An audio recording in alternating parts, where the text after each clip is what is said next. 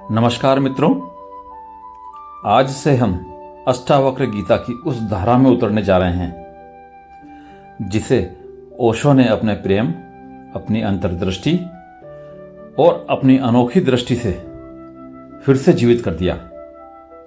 अष्टावक्र गीता यह कोई ग्रंथ नहीं, यह तो आत्मा का नग्न दर्पण है।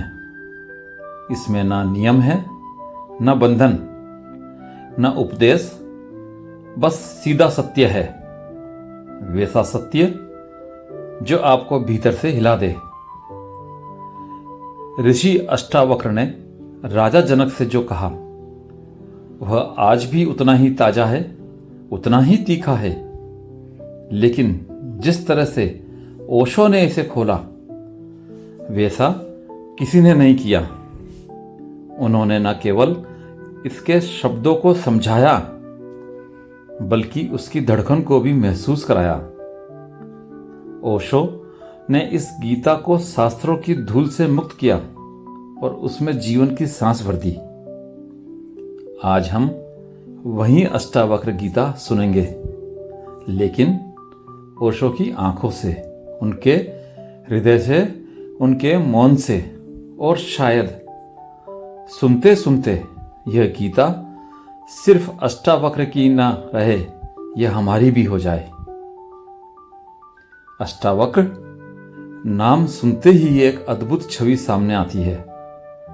एक ऐसा युवक जिसका शरीर 8 स्थानों से टेढ़ा था, लेकिन जिसकी आत्मा इतनी सीधी, इतनी निर्मल थी कि उस पर कोई वक्रता छू भी नहीं सकती थी।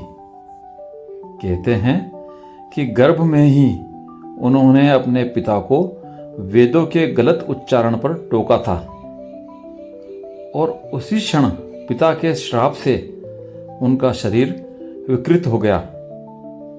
लेकिन यह विकृति उनके लिए किसी अभिशाप से ज्यादा एक वरदान बन गई, क्योंकि जिसने शरीर से मोह छोड़ दिया वह आत्मा में उतर जाता है। अष्टावक्र जब जनक के दरबार में गए तब वे केवल एक किशोर थे। दरबार में विद्वान बैठे थे, तर्क और शास्त्र के महासागर में डूबे हुए। और तब यह लड़का, यह टेढ़ा मेढ़ा, पतला सा, सरल सा युवक खड़ा हुआ और कहा, राजन, यहां तो बस चमड़ी के व्यापारी बैठे हैं। सभी चौंक गए, लेकिन जनक ने पहचाना, यह कोई साधारण नहीं, यह तो आत्मज्ञान का सूर्य है। अष्टावक्र गीता में न धर्म की चर्चा है, न कर्म की, न मोक्ष की, किसी दूर भविष्य की कल्पना। यहां केवल सीधा सत्य है, जैसे नंगी तलवार, जैसे निर्मल आकाश। ओशो कहते हैं, अष्टावक्र गीता में मनुष्यता के इतिहास का सबसे शुद्ध ज्ञान है, बिना मिलावट का, बिना समझौते का। आज हम इस गीता के पहले अध्याय में प्रवेश करते हैं। श्लोक 1। जनक बोले, कैसे होगा ज्ञान, कैसे मिलेगा वैराग्य, और कैसे छूटेगा जन्म मरण का बंधन।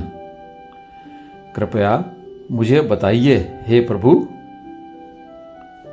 ओशो कहते हैं, देखो, जनक का प्रश्न ही अद्वितीय है। वह पूछते हैं, कैसे होगा ज्ञान। इसका अर्थ यह है कि उन्होंने पहले ही स्वीकार कर लिया कि उन्हें ज्ञान नहीं है। यही पहला कदम है। ओशो कहते हैं, जो जानने का दावा करता है वह कभी नहीं जान पाएगा। जानने का द्वार तभी खुलता है जब तुम स्वीकार करते हो कि तुम अज्ञानी हो। और जनक की दूसरी जिज्ञासा वैराग्य, यह कोई त्याग नहीं, यह कोई पर्वत की गुफा में भाग जाना नहीं है। वैराग्य का अर्थ है संसार में रहकर भी उससे अछूता रहना। जैसे कमल का फूल पानी में खिलता है पर पानी उसे छूता नहीं। श्लोक 2 अष्टावक्र बोले, यदि तू मुक्त होना चाहता है तो विषयों से वैराग्य रख, धर्म अधर्म का त्याग कर और जो है उसमें संतोष मान। ओशो कहते हैं यह अष्टावक्र सीधे चोट करते हैं। धर्म अधर्म का त्याग कर, यह अजीब लगता है। धर्म भी छोड़ दूं? हाँ, क्योंकि जब तक धर्म है अधर्म भी है, वे दोनों एक दूसरे पर टिके हैं। ओशो कहते हैं अच्छाई और बुराई सिक्के के दो पहलू हैं। जब तक तुम एक से चिपके हो दूसरा तुम्हारे पीछे पीछे रहेगा। मुक्ति तब है जब सिक्का ही छोड़ दिया जाए और जो है उसमें संतोष मान। इसका अर्थ यह नहीं कि महत्वाकांक्षा मर जाए, बल्कि यह कि तुम अपने भीतर के मौन में ठहर जाओ, फिर चाहे बाहर कुछ भी घटित हो। श्लोक 3 न तेरा शरीर है न तू शरीर का, तू शुद्ध चैतन्य है, साक्षी है, तू ही सदा मुक्त है। ओशो कहते हैं अष्टावक्र यहां सीधे तुम्हारी पहचान तोड़ देते हैं। तुम सोचते हो मैं शरीर हूं, मैं मन हूं, लेकिन वे कहते हैं नहीं, तुम सिर्फ साक्षी हो। ओशो कहते हैं साक्षी होना ही क्रांति है। जैसे ही तुम देखने वाले बन जाते हो, देखने की वस्तुएं तुमसे दूर हो जाती हैं। दुख भी वस्तु है, सुख भी वस्तु है। वे आते हैं और चले जाते हैं, तुम वहीं रहते हो अचल। शरीर तो मिट्टी है, मन तो बादलों की तरह है, पर तुम आकाश हो जिसमें सब घटता है और आकाश को कुछ नहीं होता। श्लोक 4 यदि तू अपने को साक्षी जान ले तो जन्म मरण का भय तुझे स्पर्श भी नहीं करेगा। ओशो कहते हैं मृत्यु का भय केवल उसे है जो सोचता है कि वह शरीर है। अगर तुम आकाश हो, तुम बादल के बिखर जाने से आकाश को क्या हानि। ओशो कहते हैं मृत्यु का डर सबसे बड़ा झूठ है, क्योंकि तुमने कभी जन्म नहीं लिया तो मरोगे कैसे। यह बात समझते ही जीवन का सारा तनाव, सारा संघर्ष पिघलने लगता है। श्लोक 5 तू ना करता है ना भोगता है, तू तो केवल देखने वाला है। ओशो कहते हैं हम सोचते हैं कि हम करता हैं, लेकिन यही बंधन की जड़ है। अष्टावक्र कहते हैं तुम न करता हो न भोगता, तुम तो केवल देख रहे हो, जैसे कोई फिल्म चल रही हो। ओशो कहते हैं जीवन एक नाटक है और तुम दर्शक हो। समस्या यह है कि तुम स्टेज पर कूद गए हो और अपने आप को अभिनेता मान बैठे हो। अष्टावक्र का पहला अध्याय यहीं समाप्त होता है, लेकिन इसमें ही संपूर्ण मुक्ति का सूत्र छिपा है। तुम साक्षी हो, शुद्ध चैतन्य हो, और यह पहचानते ही सभी बंधन गिर जाते हैं। ओशो कहते हैं, अष्टावक्र के शब्द बिजली की तरह हैं। वे तुम्हारे भीतर सोए सत्य को जगा देते हैं। सवाल यह नहीं कि तुम कब मुक्त होंगे, सवाल यह है कि तुम कब मानोगे कि तुम हमेशा से मुक्त हो।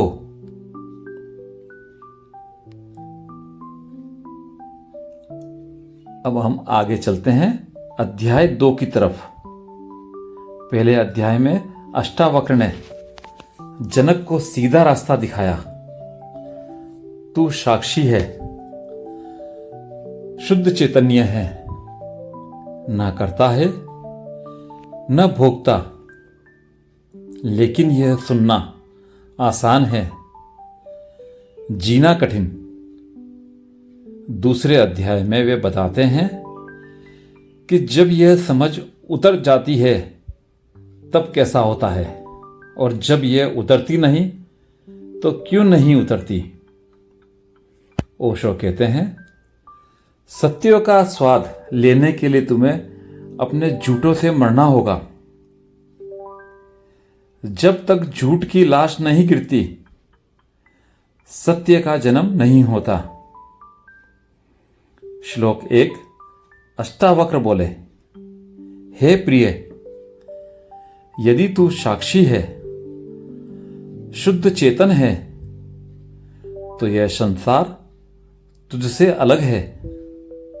तब तू न बंधा है न मुक्त, न करता है न भोगता। ओशो कहते हैं, यहां अष्टावक्र तुम्हारे भीतर गहरा विस्फोट करना चाहते हैं। तू न बंधा है न मुक्त। हम हमेशा कहते हैं, मैं बंधा हूं, मुझे मुक्त होना है, लेकिन अष्टावक्र हंसते हैं और कहते हैं, यह तो तुम्हारा भ्रम है। ओशो कहते हैं, मुक्ति पाना मतलब है कि तुम्हें पहले बंधन मानना छोड़ना पड़ेगा। देखो ओशो कितनी गहरी बात बोलते हैं।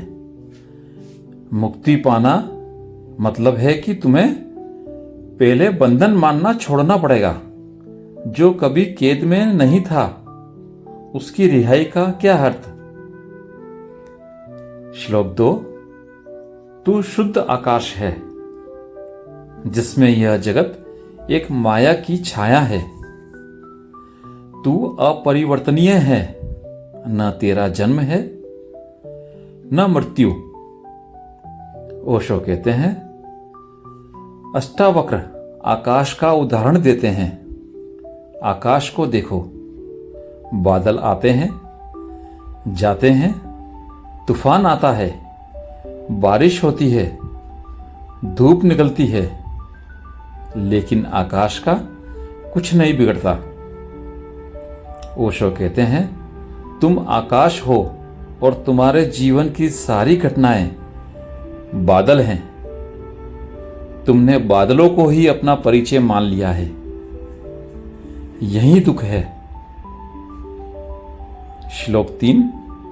तू अपने को देह मानता है, इसलिए बंधन है। जैसे ही तू अपने को साक्षी जानता है, तू मुक्त है। ओशो कहते हैं, बंधन और मुक्ति दोनों तुम्हारे विश्वास पर टिकी है। देह मानोगे, बंधन, साक्षी जानोगे, मुक्ति। ओशो कहते हैं, मुक्ति कोई घटना नहीं, यह तुम्हारी दृष्टि का परिवर्तन है। तुम्हें कहीं जाना नहीं है, बस अपनी आंखें खोलनी है। अष्टावक्र का 4था श्लोक। तू न पापी है न पुण्यात्मा, तू न करता है न भोगता, तू तो बस साक्षी है। ओशो कहते हैं, हमारे जीवन का बड़ा हिस्सा इसी में बीत जाता है। मैं पाप कर बैठा, मैं पुण्य कर रहा हूं। लेकिन अष्टावक्र कहते हैं, यह सब तुम्हारा सपना है। सपने में राजा बनो या भिखारी, जागने के बाद क्या फर्क। ओशो कहते हैं, जैसे ही तुम साक्षी में ठहरते हो, पाप पुण्य दोनों एक कहानी बन जाते हैं और कहानी में उलझना बंद हो जाता है। श्लोक 5। जिसने अपने को साक्षी जान लिया, उसके लिए यह जगत समाप्त हो गया। वह मौन में विश्राम करता है। ओशो कहते हैं, अंततः यही है मौन में विश्राम। न कुछ पाना है, न कुछ खोना है। जीवन एक नृत्य है, पर तुम नर्तक नहीं, तुम दर्शक हो। ओशो कहते हैं, जिसने मौन को पा लिया, उसने सब पा लिया। बाकी सब तो समय का खेल है, जो आकर चला जाता है। दूसरे अध्याय में अष्टावक्र हमें यह एहसास दिलाते हैं कि मुक्ति कोई भविष्य की मंजिल नहीं है, बल्कि वर्तमान की जागरूकता है। तुम जो हो उसे देखो, वही सत्य है, वही मुक्ति है। ओशो कहते हैं, अष्टावक्र का संदेश बिजली की तरह है, पर यह बिजली तुम्हें जलाती नहीं, प्रकाश देती है। धन्यवाद।